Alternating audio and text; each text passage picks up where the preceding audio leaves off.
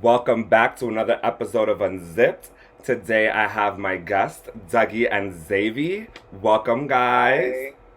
Hi. Hi. And today's topic for the show is going to be interracial dating. Are you guys down with the swirl or nah?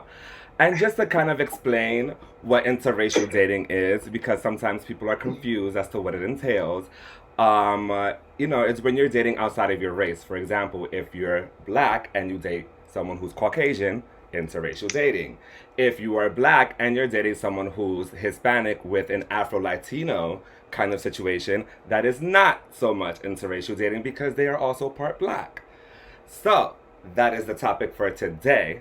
And now let me get your guys' opinion on this, I guess, troublesome topic here. So, how do you feel about it, Dougie?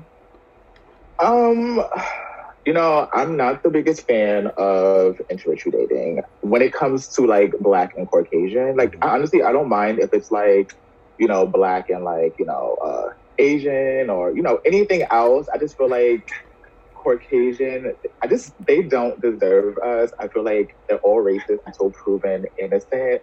And I feel like I'm just not into it. I'm not into it. I'm serious. Like, I'm not into it. I feel like, no, I'm not into No, it. it's just Mm-mm. not for you. You're just not having it. It's not for me because I feel like even the ones that are not racist, I feel Mm-hmm. like they still don't deserve us.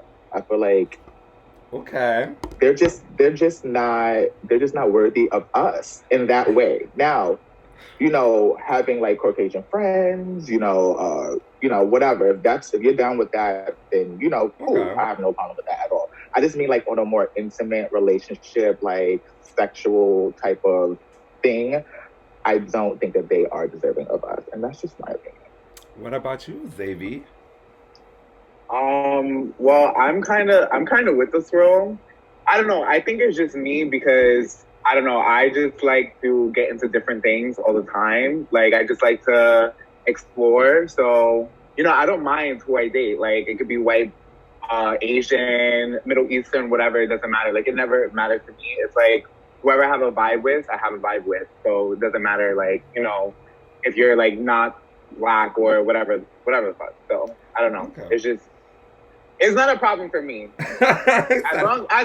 long as you stand with black people, like that's it. Like that's fine. But it's like once I see some like shady shit or like, I see that you're not really like with everything that's going on in the world and like, actually standing for us, then I'm not with it. Like I'm not gonna be fucking Let with me you. let me say this because you're like as long as you're down with like like the cause basically, but like I feel like in a lot of cases they pretend to be like down with it, and then when No, that's shit what I'm hits the saying. I'm fan, gonna Shake the table, and honey. when shit right, hits the fan, that's when you find out their true colors. And then I feel like it's like the same thing with the girls that hop on Grinder, the black girls that hop on Grinder, right, begging these whites to sleep with them. And then they get called all these racist, disgusting things, and they come to mm, Twitter to defend them. And I'm just like, bitch, you knew. I'm not defending you because you knew. Like you knew this right. already. And that's And It's that's like the you same need. way It's that like I you need feel like about dating. I feel like even if they are down for the cause, I feel like when you get deep into it, with like when things like this that are really happening in the world hits the fan, their true colors come out. And nine times out of of course. 10, they are not they're not for us, And it's like you're in this 6, 7, 8 year relationship with this person, and now you're finding out who they really are. But it's like, do we really feel bad for you? No, because you knew.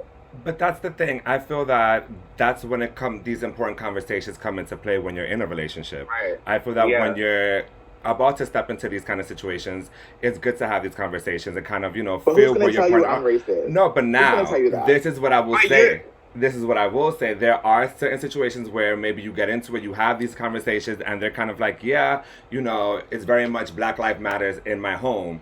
And then once shit hits the fan, like you say, and then we're caught in a situation like now where you actually not only have to do the verbiage, it's also the legwork attached to it. Then you see that hesitation. Then I don't want to be out here. Then it's a ooh, but and it's a bunch of, I would like to say, excuses as for why they're not doing the work. But which is not to say that there aren't individuals who are, because we do see people who are out here who are in mixed relationships who are doing the work, who are out here protesting as right, well. So I right, mean, I'm very much, I'm down for this world. I'm down for whatever it is, wherever I find love. right. But I am very hesitant when it comes to scoping out the situations, I like to fill it out a little bit more so than anything Yeah. else because I need to know. I feel like I don't want to find feel the like white you hood can under your scope- bed one day. You can scope and dig as much as you want to. I feel like nobody's going to tell you off rip. Like, nobody's going to tell you that they're racist or how they truly feel or how their family, you know, is if it's like covered. No, nobody's going to tell you like those true feelings. You're going to see those things when real situations happen. And I feel like and then that's when you cut it off. Yeah. And then That's it. also, But like, why? It's simple. Why even give them your time, your love, your body when that's even a possibility? because you never know where you're gonna find love. you know, like you can't question Right, it. like You have to find love there as a No. black man. I'm not We're saying you all have black to, men. but you just never know. What if you walk into a bar one day and it just so happens to say you're waiting for me to get there and I'm running late, and then it so happens that you sit down next to somebody and a conversation sparks and you guys start talking about Ariana Grande. The next thing you know, you 2, 3, 4 drinks in, I show up and I don't even exist to you no more because you already full on into this conversation with baby boy, and then next thing you know. But you boom, knowing wedding me, bells. you knowing me. Wait, but you knowing Dougie, me, so you're you saying, know that what? Dougie, so you're saying if like, you know, let's say you felt a spark with, I don't know, a white boy in the club or the bar, like he said, you're not gonna want to like try to explore to see why you have like a certain spark towards a certain person, even though it's not a person that you usually go for.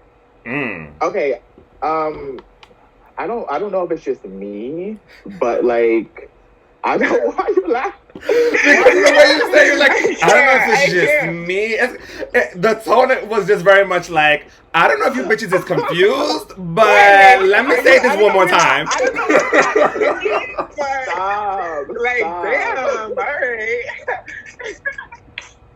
No, I'm just saying, like, I don't know if it's just me, but like nothing in my body, nothing in my brain, nothing finds like sexually, like my body does not like react to white men. Like it just doesn't. Like I don't care. Like clearly I have eyes, so I know when there's a very attractive white man in the building. I know when I'm seeing a hot white guy. Like don't get me wrong, like I'm not blind.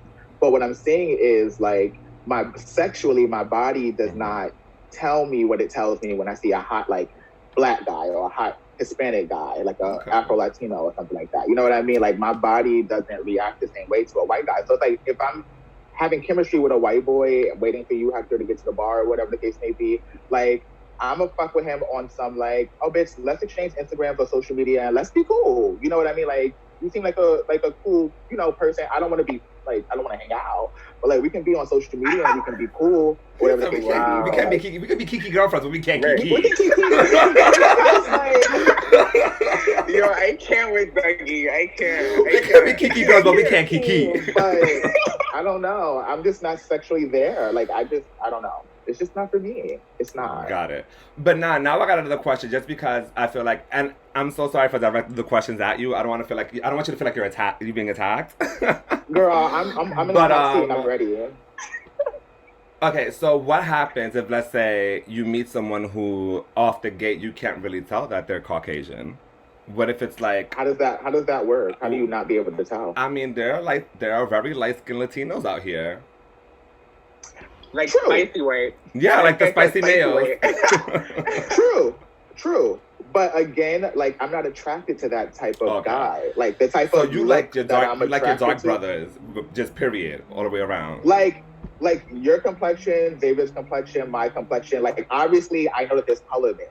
You know what I mean? Yeah. I know that's like I know that you guys are not white. Obviously, you know what I mean? Yeah. When I see like a white passing Latino or whatever, like you can tell that they're not black or they're not like colored. And again, I'm only talking like sexually. I'm only talking about like how I feel sexually. Like not just them as people. I'm not like disgusted about like white people. I just mean like sexually, I'm not down with like the No, I got it. intertwining sexually. I'm just not into it. And how do you guys feel? Because I do feel that, especially within the gay community, when these celebrities come out as gay, it's a tendency. I don't want to say that they're all doing it, but there is a tendency of seeing them partnered with Caucasian individuals. How do you guys feel about that? Do you guys feel that there's a lack of representation when it comes to couples of color within the gay community when it comes to celebrity? I definitely feel like it is a lack of representation. But it's also like I don't really know that many like out black celebrities. You know what I'm saying? True. So it's like maybe it's more options for them when it comes to like the white guys and stuff like that, or whoever they pop out with. But it's like I don't know. I just feel like it's always a new celebrity coming out with like another white person, and it's like I'm fine with that. That's whatever. But it's just like I also don't know a lot of out black celebrities. Okay. Even though, like, I agree. Even though there's not like a lot of out black celebrities, there still are a gazillion black gays in the world. You know what I mean? So I feel like just because you can't run around with just because you're famous, you can't run around with another famous gay. You can still find another successful black gay that's doing A, B, and C, or you can still find somebody that's grinding that's black and gay. You know what I mean? Like, so to me, that's not an excuse. Like, you don't have to date somebody that's white because there's not a lot of black celebrities in the industry or whatever. Spotlight, and they're like, you know, famous and all these people know them. They probably just want to date people in the scene. You know what I'm saying? So I'm just saying that it's not that. I don't feel like there's that much. He's pulling a Taj Mori. He said they're dating within their tax bracket, baby. but that's my point that I was just making. You can still date in your tax bracket. Maybe he's not famous, but his dad is probably really wealthy, or he's, you know what I mean? He probably has a business that he's not famous for, but he's probably making a lot of money or whatever the case may be. Like, just because somebody isn't famous doesn't mean they're not successful. And I'm pretty sure there's a lot of black successful gays that you can date. Like, you don't have to date a white gay. Like, it's just, I don't know. I feel like it's, like you said, every time a black guy comes out, he's always had a white boyfriend. And to me, I just feel like it's whack. I don't know. You know. It's just very for you. I got it. It's whack. Because there's options. I feel like there's options. No, you're right. Like, just because somebody isn't famous doesn't mean that they're not making money. You know what I mean? Yeah. Like, you can be wealthy without having the fame. You could be, you know, behind the scenes. I got it. No, and I completely agree. I do feel that, how do I put this? I do feel like I understand both of you guys' points, and I feel that on one side of it there is, I guess, the quote unquote accessibility thing, where it's kind of like maybe there is just more access to that within the 1%, because again, although we have been working towards gaining generational wealth overall as minorities, I do feel that it's still a very small percentage of people that are in that 1%. So I feel that if they are quote unquote trying to date within their tax bracket or within their realm of wealthiness, it's already a small percentage when you're going into it as just a generalized group, regardless of sexual orientation. And then I feel that if you're going into it looking for a partner within, I guess, the gay community, it's an even smaller circle, if that makes sense. I mean, I think that's true. It's probably true. Yeah. But again, I know if it was put the filters on. I know if it was me, if I was get with the program. If I was like, if I was famous, and okay, so I was saying, like, I feel like if it were me, if I was in that position of like fame and wealth and all of that stuff, like, I understand, like you guys were saying, that there's a small percentage of like other blacks or whatever. But again, me wanting to date a black man, I would find a black man to date. Right. You know what I mean? Like, I would find. So that's why I feel like that excuse is such a cop-out, in my opinion, because it's like, if you wanted to be with a black man, you would be with a black man. Like, you don't have to be with a white guy because there's not a lot of picks in the industry or whatever the case may be. Well, then pick somebody outside of the industry. No, of course. And I don't want to say it like that. I'm not saying that they're forced into kind of it, or like that's their only reason, because again, you could just have an individual who's just open-minded and who doesn't mind dating outside of their race. And then now that they're put onto this platform, it's kind of, well, I'm going to just date whoever I want to date because of however I feel. Right. So you do have those. So I don't want to say that it's just specifically for that. But like I said, I get what you're saying. I get what Zayvee's saying. And I see both sides. Now, just to kind of reel it in, to kind of put it back into the big picture frame, when you are in a situation when you're in an interracial relationship where, let's say, you're black and your partner is white. I know for you, Doug, it's going to be a little bit hard for you to visualize it because you don't dip into the swirl. I can visualize it. But when situations like that, I do feel that the conversations do need to be had. And like I said again, and I feel that in my perspective, if I did date someone who made a problematic statement or just something that could be deemed problematic, even though it may not have been their intention. Like, for example, let's say it's about defunding the police. You're not with defunding the police. Maybe you feel that it should be reformed. And let's say you want to tweet, well, I feel that police life matters and there should be a reform of police. That's not what you should be saying at all. Right. Because you are a Caucasian man and you stating that police lives matter gets taken into consideration, gets taken into the viewpoint of it just being more so you leaning towards white lives matter, obviously. Right. So I feel that Right. within, I guess, the times, and I guess you just have to read the fucking room. That's really what it is. You have to read the fucking room before you start tweeting. Absolutely. But and I also feel like it's like this goes back to my point before. It's like when you're the spouse of this Caucasian person that's saying these crazy things, it's like, what do you say? Like, how do you defend that? Like, how do you, like, I don't feel like it's your job to defend what it. do you, not defend them, not defend what they're saying, but kind of like be that supportive spouse. Like, how do you like when everybody's attacking, you say nothing? Because I feel like you put yourself in that position. Like, how do you even defend that? Like, this is why I would never even want to even be in that type of situation. Because I feel like, again, this just goes into the framework of the conversations I have with you. I feel like we're two adults engaging in this relationship. At no point in time am I your parent. I'm your partner. If we've had the conversation, like we're having it one-on-one and I'm telling you, listen, this is what's going down, I stand for this. In your mind, as a logical human being, you should already know what effects your words are going to have once they fly out into the world. Absolutely. So I feel that it's not my job to educate you because, again, internet is free.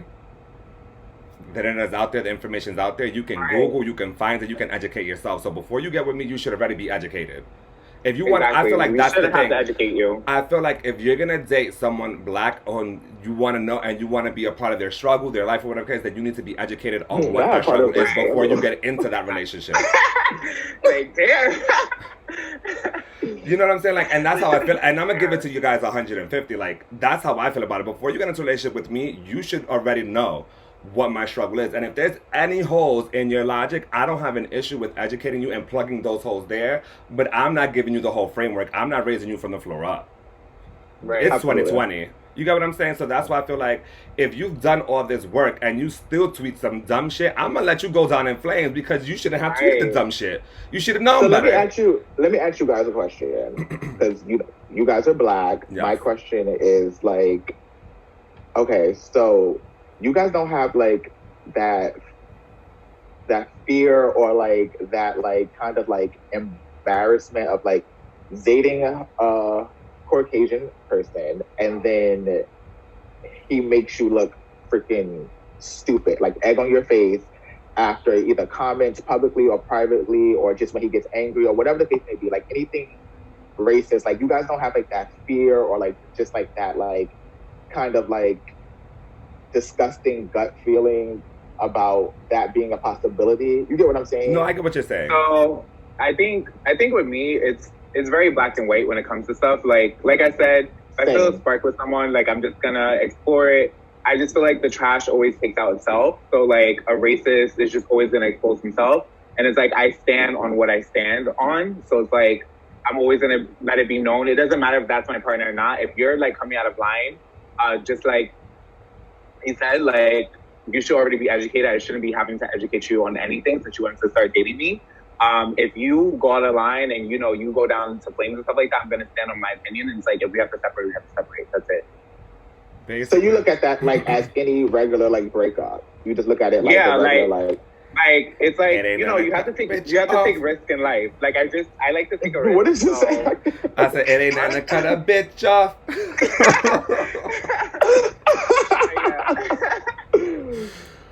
It's just like I said, it's just very black and white to me. So, you just need to be educated on things and before you get involved with me. And it's like if you show that side of yourself, and I didn't even know myself. But I should know, because I'm gonna be having conversations with you. I'm gonna be asking, what's your opinion on this? What's your opinion on that?